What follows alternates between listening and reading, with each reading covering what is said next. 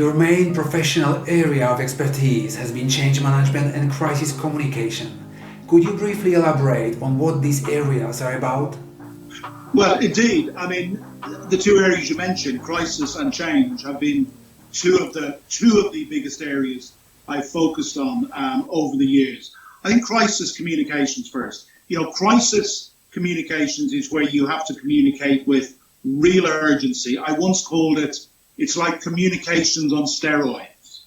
So in a crisis, when something happens, and we have the COVID-19 pandemic at the moment, or we have a fire where people are killed, or we have whatever it is, your communications has to be more accurate, it has to be faster, and it has to be more honest. But also you have to have excellent communications with your partners and your stakeholders. And if you're a large organization, with your staff and your employees, they need to know it first. So you need to have great planning. You need to have absolute leadership at the heart of it, and everybody, all your partners on side. And you have to have a very clear, and I believe, true, authentic story. So really, crisis communications is no different to good communications. It's just more urgent. It's got to be faster. But also when there is a crisis, it's got to be more on. Perfect. When there is a crisis, usually there is a lot of panic, there is a lot of emotions flying around. So really, the personality is very important, how you convey that message, because you can either calm the situation or you can really inflame it. Indeed. And over the years, some of the biggest challenges I've had when managing crises have been actually to manage the relationships, because you have a lot of, I've managed crises for large local authorities in the UK. And you will have the chief executive will have an idea, the leader will have an idea, the cabinet member will have an idea, the director of children's services will have an idea, the head of planning will have an idea, health and safety, everybody will have a very good idea. But to get the communications right, what you have to do is you've got to be able to navigate all of those different, very powerful people and bring them together, get a unity of purpose. So I would say the biggest crises that I've dealt with, my biggest challenge has been the leadership challenge. And it's been winning people over, because you can't just go in and say, I'm the director of communications, it's going to happen this way. I remember years ago in Essex, I had to work very closely with the police. We were something called Dale Farm. We were going to forcibly clear Europe's largest illegal traveller settlement. And our partnership with the police was critical. The police wanted to do something completely different to what I wanted to do. Right? I had to convince the police. I had to win them over. In the end, the police joined my press briefing every day, and we achieved a far more single, joined-up message.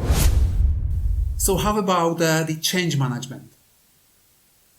Well, Andrej, change management is the single most consistent thing that I've done since the year 2000, because I've always been asked to go into organizations who were unhappy with the way they were communicating, and maybe unhappy about the way they were doing other things as well, but to really change what they were doing, getting the communications right, was absolutely vital.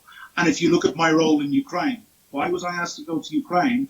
Because the Minister of Foreign Affairs wanted to change the way his ministry was communicating. Yes. So it was all about change. So what's change about? Change begins with leadership.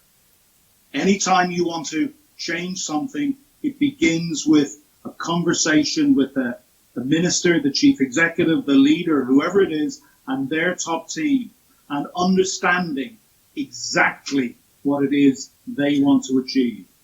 It's then about the managers across the organization and behaving like leaders and empowering others to lead. So what we do is we distribute that leadership down through the organization.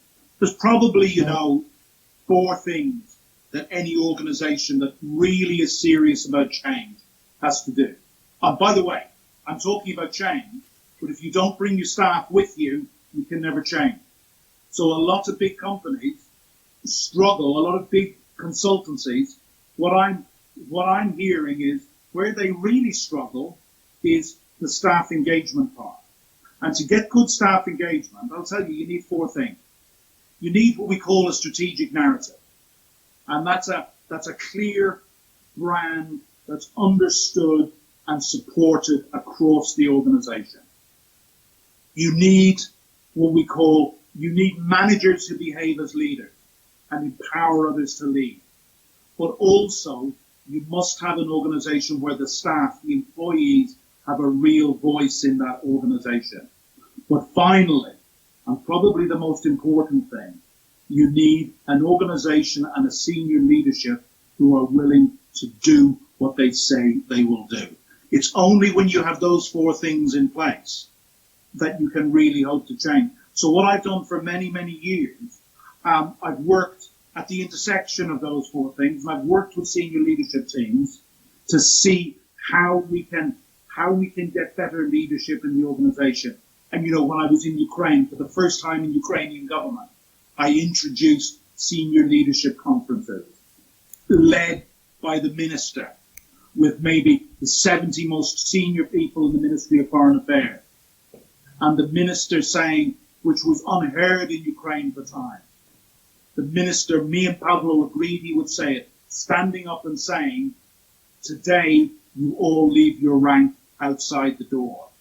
Today we come together as equals and colleagues to work out what is wrong and how we can change things in our ministry so we all do a better job for our country, Ukraine.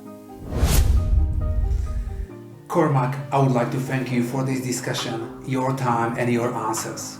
It's been a pleasure speaking to you, and I would like to wish you all the best in your future. Well, Andrej, you know what? It's been a great pleasure to speak to you, and I'm kind of lovely to have kept in touch over the years. And I'm just delighted to be part of this project. And I wish not just you now, but as I'm part of it, I wish us every success with it. But it's been a great pleasure. Thank you very much.